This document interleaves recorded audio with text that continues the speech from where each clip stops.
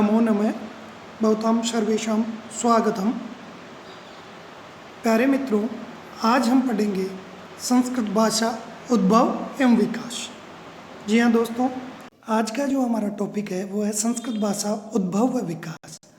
इस टॉपिक में हम संस्कृत भाषा का उद्भव व विकास से संबंधित हिंदी भाषा के माध्यम से हम पढ़ेंगे, जिसमें हम जो प्राचीन आर्य भाषा काल है, मध्यकालीन आर्य भाषा काल है, आधुनिक आर्य भाषा काल है, इसके बारे में चर्चा करने के उपरांत हम चर्चा करेंगे विष्णु पुराण में और भाषा विज्ञान की दृष्टि से संस्कृत के महत्व के बारे में। उत्तरम यत् समुद्रस्य हिमाद्रेश्य व दक्षिणम। इसके बाद में हम इसी वीडियो में चर्चा करेंगे भाषा के जो दो रूप होते हैं, पहला व्यावहारिक और दूसरा साहित्यिक। इसके बाद में हम इसी वीडियो में हम टॉपिक करेंगे, वो लेंगे संस्कृत के साहित्यिक विकास के 4 चरण और उन चरणों को भाषा वैज्ञानिक दृष्टि से उनका काल निर्धारण।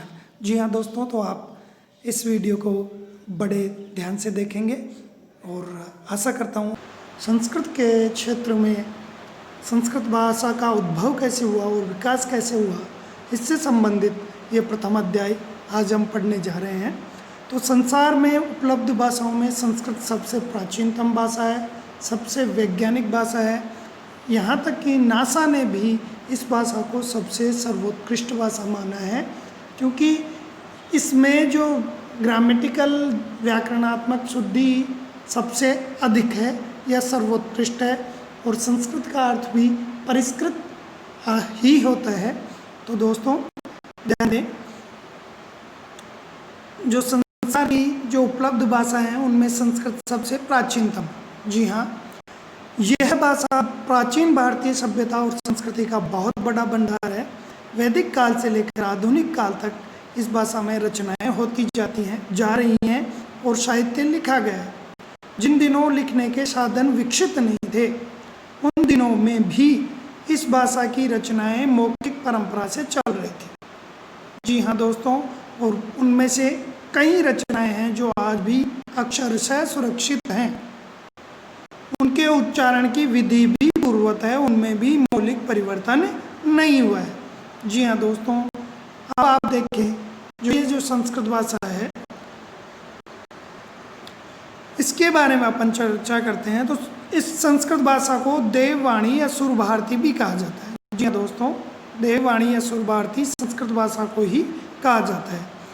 इसके बाद संस्कृत की साहित्य की जो धारा है कभी नहीं सूखी। यह इस बात की अमरता को प्रमाणित करती है कि मानव जीवन के सभी पक्षों पर समान रूप से प्रकाश डालने वाली इस भाषा की रचनाएं हमारे देश की प्राचीन दृष्टि की व्यापकता सिद्ध करती है। वसुदेव कुटुंबकम जैसे आदर्श वाक्य है, यानी संपूर्ण पृथ्वी ही हमारा परिवार है, यह संपूर्ण विश्व ही एक परिवार है। विश्व बंधुत्व की यह भावना संस्कृत की ही देन है। संगच्छध्वं संवदध्वं संवो मनांसि जानताम देवा भागे यथा पूर्वे संजानाना उपासते।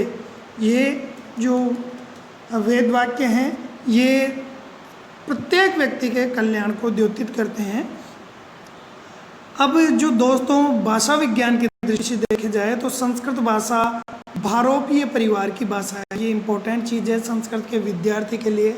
आप भले ही शुरुआती विद्यार्थी हैं, विश्वविद्यालय स्तर पर पढ़ रहे हैं, संस्कृत भाषा भारोपीय परिवार की भाषा है।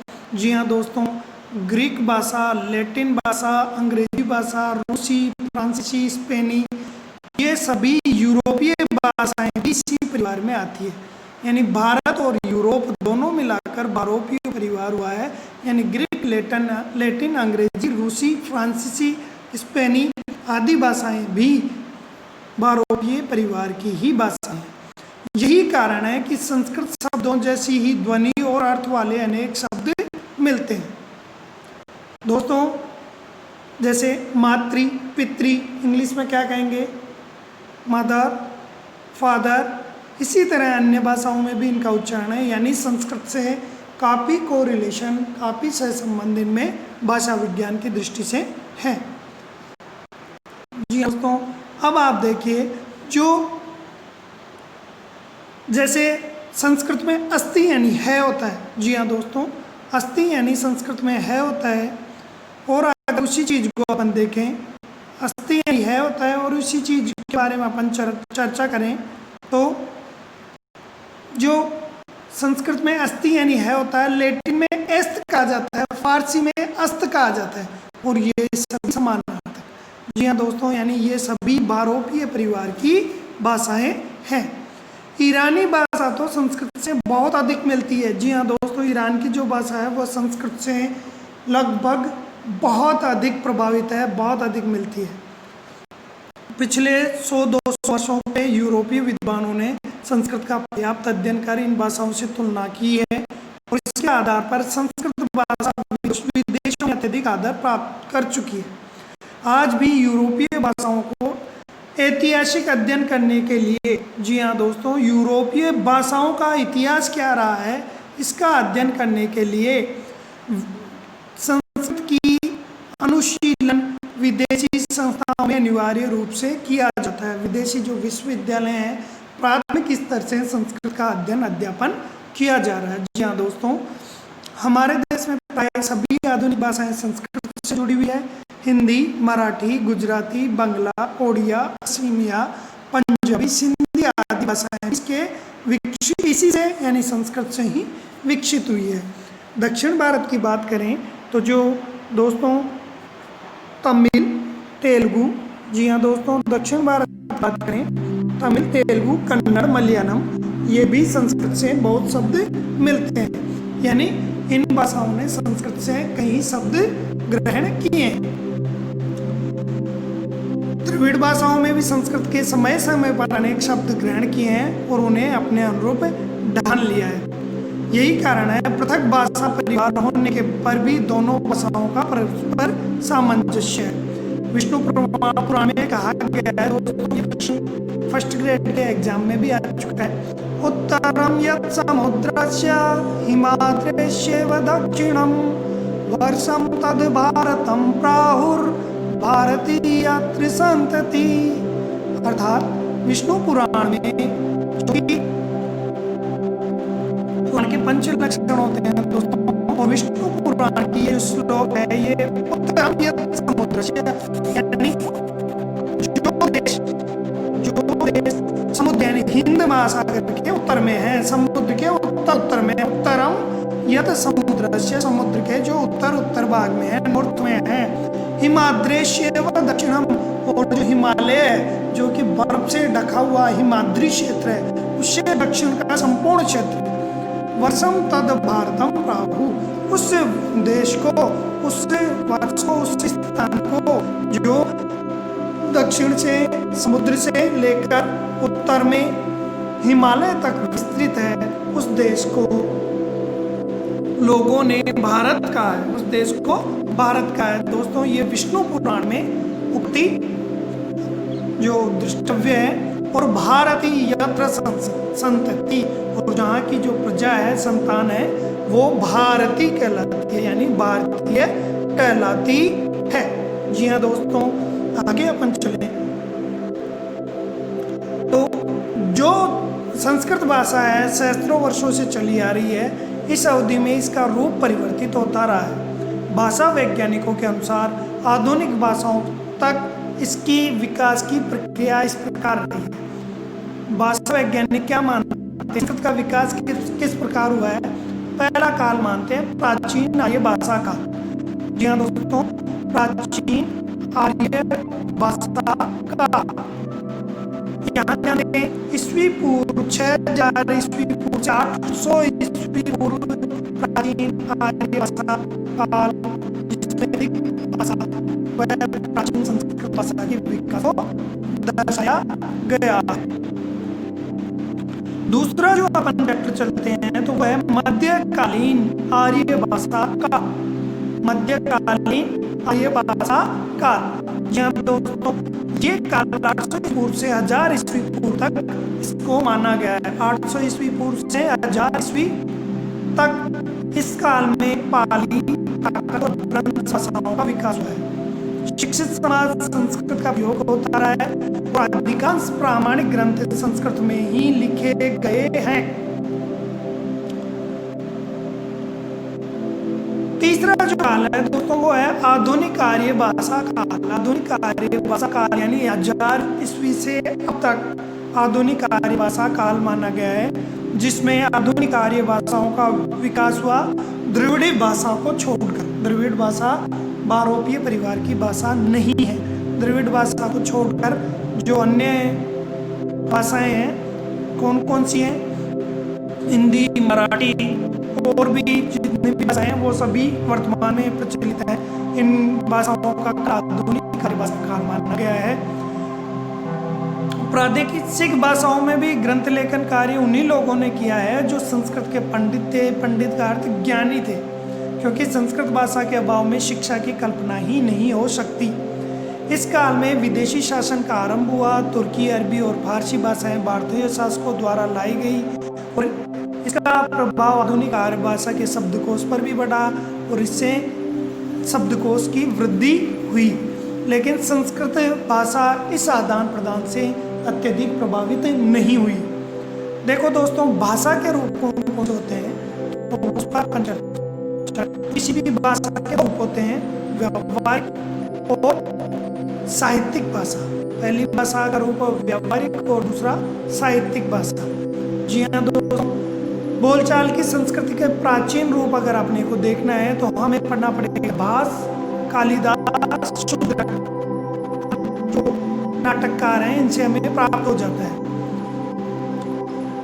जी हाँ दोस्तों, जो दूसरी ओर साहित्यिक भाषा है वह परिष्कृत तथा अलंकृत होती है और बोले जाने वाली संस्कृत भाषा व्याकरण और उच्चारण के अनुशासन से मुक्त होकर धीरे धीरे पाली, प्राकृत आदि भाषाओं में बदली है। जी हाँ दोस्तों, आगे अपन चलें संस्कृत का साहित्यिक विकास। संस्कृत का साहित्यिक विकास। जी हाँ दोस्तों, तो संस्कृत का साहित्यिक विकास अपन चर्चा कर लेते हैं। संस्कृत का साहित्यिक विकास हुआ है पाणिनि काल की बात करें, जो अष्टाध्यायी के लेखक हैं महर्षि पाणिनि।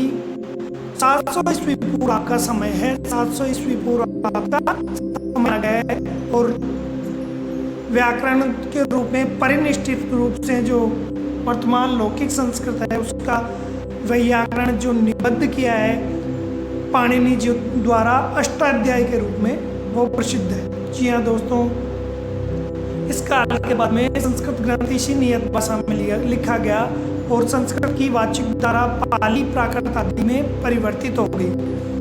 संस्कृत का रूप आज तक पाणिनि के व्याकरण पर ही आश्रित है। पाणिनि व्याकरण का अनुसरण करने वाला दोस्तों बहुत इंपॉर्टेंट है। लौकिक साहित्य किसको कहते हैं? पाणिनि व्याकरण का अनुसरण करने वाला। और वैदिक साहित्य पाणिनि व्याकरण से पूर्व का जो साहित्य है वो वैदिक साहित्य कहलाता है। इस अर्थ में लौकिक संस्कृत साहित्य में रामायण, महाभारत, पुराण समाविष्ट हो जाते हैं। हालांकि इनमें पाणिनि के नियमों का तत्र उल्लंघन है, लेकिन इनको भी लौकिक साहित्य के अंतर्गत ही समावेशित मान लिया जाता है। जी दोस्तों, संस्कृत साहित्य भाषा की क्रमशः दो धाराएं मिलती हैं, वैदिक संस्कृत साहित्य और लौकिक संस्कृत साहित्य। वैदिक संस्कृत की धारा भी अनेक रूपों में है। प्राचीनतम वेद ऋग्वेद की भाषा अन्य सर्वत्र एक समान नहीं है। जी हाँ दोस्तों, आपको पता है और 4 वेदों में प्राचीनतम वेद ऋग्वेद है। अन्य जो वेद भाषा का रूप प्राप्त होता है उनमें सरलीकरण की प्रवृत्ति दिखाई देती है। शब्द रूपों, धातु रूपों की अनियमितता तथा अनेकता क्रमशः दूर होती जाती है। अन्य वेदों में हमें गद्य भी मिलता है। दोस्तों, हम अन्य वेदों में ऋग्वेद के अलावा जो हैं उनमें गद्य भी मिलता है, जबकि ऋग्वेद संहिता पद्यात्मक है। उनकी जो व्याख्याएं हैं ब्राह्मण, आरण्यक और उपनिषद के रूप में प्राप्त होती रही हैं। यद्यपि इन सब में सामान्य रूप से वैदिक संस्कृत ही जो लौकिक संस्कृत उसकी तरह भी हमको दिखाई पड़ती है।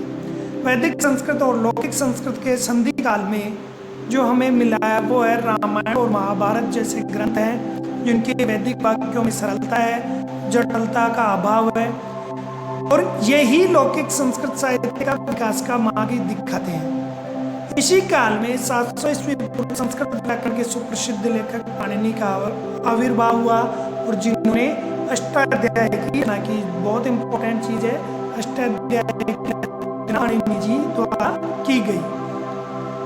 पाणिनि ने वेदों को भाषा के सामान्य रूप को छंदस्य और लौकिक संस्कृत को केवल भाषा कहा। यह भी इंपॉर्टेंट फैक्ट है। पाणिनि के बाद में विकसित संस्कृत साहित्य में उसी भाषा का उपयोग होने लगा।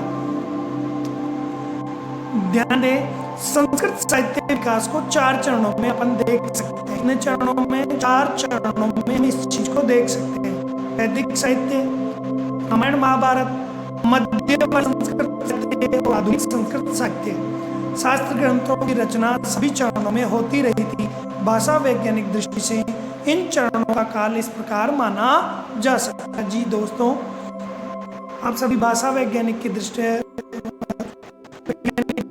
बात करें, ये 4 चरण होंगे। वैदिक साहित्य 6000 ईस्वी पूर्व से 800 ईस्वी पूर्व, रामायण व महाभारत 800 ईस्वी पूर्व से 300 ईस्वी पूर्व, मध्यवर्ती संस्कृत साहित्य 300 ईस्वी पूर्व से 1784 ईस्वी, जिसमें महाकाव्य, नाटक आदि लिखे गए, और आधुनिक काल 1784 से आज तक। इस तरह भाषा विज्ञान की दृष्टि से ये 4 काल हो जाते हैं। अब वैदिक और लौकिक संस्कृत साहित्य में क्या है, इनके बारे में अपन अगले वीडियो में पढ़ेंगे। धन्यवाद। वो है वैदिक और लौकिक संस्कृत में जो वेद हैं उनके बारे में चर्चा करेंगे। उसके बाद में हम चर्चा करेंगे संस्कृत साहित्य के इतिहास का उद्देश्य क्या है। जी हाँ दोस्तों, संस्कृत साहित्य के इतिहास के उद्देश्य के बारे में चर्चा करने के बाद में संस्कृत साहित्य एवं समकालीन प्रवृत्तियाँ, इस पर चर्चा होगी। और तदुपरांत हम चर्चा करेंगे लोक व्यवहार पर। जी हाँ दोस्तों, लोक व्यवहार पर चर्चा करने के बाद में हम चर्चा करेंगे दातव्य बिंदुओं पे, यानी जो ये पाठ है संस्कृत भाषा उद्भव व विकास चैप्टर 1 है, इस चैप्टर के बारे में, इसमें इम्पोर्टेंट फैक्ट्स कौन कौन से हैं उन पर हमारी चर्चा होगी। और तदुपरांत अभ्यास प्रश्नों पर थोड़ा सा प्रकाश डालेंगे। तो दोस्तों, इस तरह के वीडियोस पाने के लिए आप चैनल को लाइक करें, शेयर करें, सब्सक्राइब करें। धन्यवाद।